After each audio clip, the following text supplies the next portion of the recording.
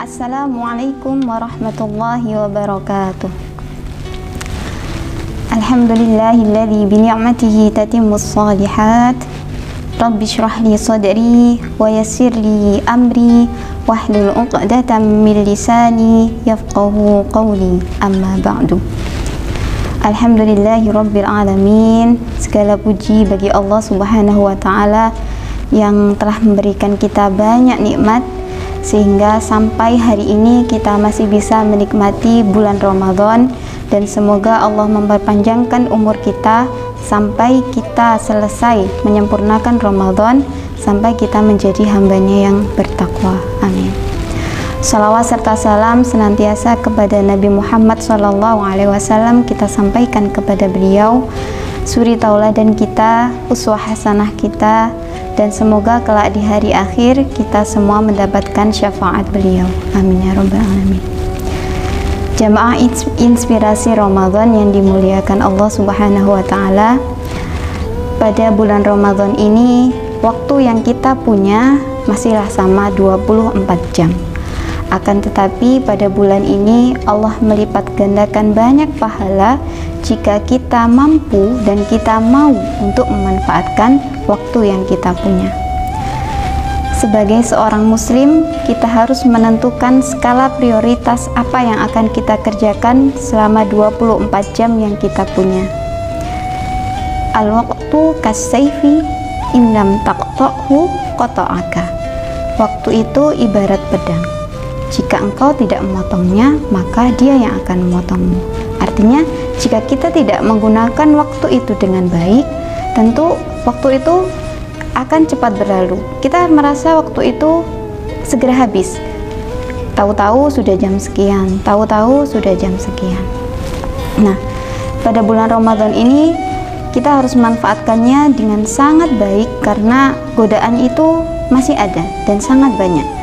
Terutama pada kaum wanita, ibu-ibu, banyak sekali godaannya, dan tentu yang paling besar adalah di dapur. Ibu-ibu sering banyak di dapur, tahu-tahu sudah jam sekian, yang harusnya bisa digunakan untuk melaksanakan sholat duha, bisa melaksanakan mengerjakan tilawah Al-Quran, bisa melaksanakan mungkin membaca buku dan lain sebagainya, karena asyik di dapur. Bahkan mungkin banyak yang akhirnya asyik-asyik ngobrol, atau bagi kaula muda asyik-asyik stalking. Nah, itu mulai kita tata mana skala prioritas kita. Adalah dahulu ada seorang guru yang dia menyediakan sebuah kotak, kemudian ada sebuah batu besar, ada batu-batu kecil atau kerikil, kemudian ada pula pasir.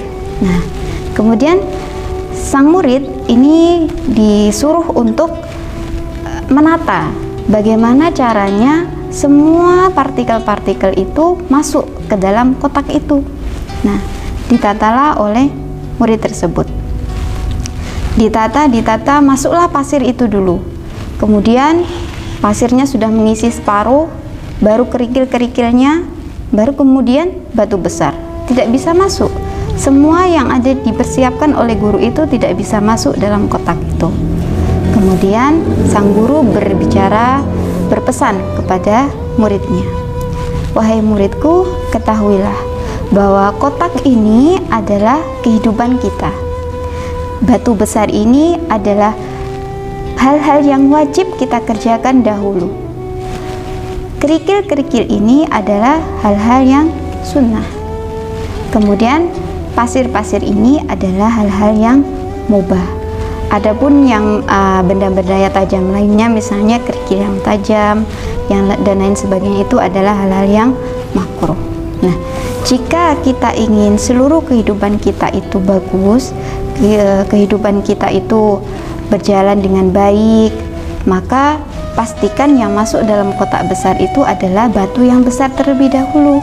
Dalam artian kita melaksanakan kewajiban kita terlebih dahulu, sholat, kemudian apa yang ingin kita prioritaskan, tilawah Al-Quran ada di sana, membaca buku yang bermanfaat ada di sana. Baru kemudian kita masukkan kerikil-kerikil yang kecil. yang kita prioritaskan dia dalam batas yang sunnah. Entah itu misalnya kita sekedar membantu sesama atau yang lain sebagainya. Kemudian pasir itu adalah hal-hal yang mubah. Kita boleh menonton televisi, boleh. Kita stalking, boleh. Atau melakukan hal-hal mubah yang lain, kita boleh. Akan tetapi jangan sampai pasir itu, hal-hal yang mubah itu memenuhi hampir seluruh kotak tadi seperti yang dilakukan oleh sang murid. Karena semakin banyak hal yang mubah kita masukkan, maka hal yang wajib bisa terbengkalai, hal-hal yang sunnah bisa terbengkalai. Nah, pada bulan Ramadan ini tentu kita akan memaksimalkan, kita ingin memaksimalkan hal-hal yang diperintahkan oleh Allah Subhanahu wa taala. Kita harus berhati-hati. Jangan sampai 24 jam yang Allah beri, di mana Allah memberikan pahala, membuka pahala sebanyak-banyaknya, kita lalai. Karena kita terlalu asyik untuk melaksanakan hal-hal yang kurang bermanfaat. Kita terlalu asyik untuk misalnya terlalu lama di dapur, terlalu lama di depan handphone. Yang kita lakukan di handphone mungkin kurang bermanfaat, ya. Kita masing-masing punya prioritas yang berbeda, baik kaula muda, ibu-ibu, atau setiap dari kita mempunyai prioritas masing-masing apa yang kita targetkan di Ramadan tahun ini. Jadi sebelum waktu itu berlalu dengan sia-sia, maka kita harus memanfaatkannya dengan baik. Kita harus bisa memaksimalkan waktu yang Allah berikan kepada kita, sehingga kita benar-benar merasa kita memanfaatkan waktu itu semaksimal mungkin, dan kita akhirnya mendapatkan apa yang dijanjikan oleh Allah Subhanahu wa taala. Sahabat inspirasi Ramadan yang dimuliakan Allah, semangat untuk selalu berbuat kebaikan karena kita tidak tahu kapan kita akan pulang. Akhirul kalam, nun wal qalami wa ma yasturun. Wassalamualaikum warahmatullahi wabarakatuh.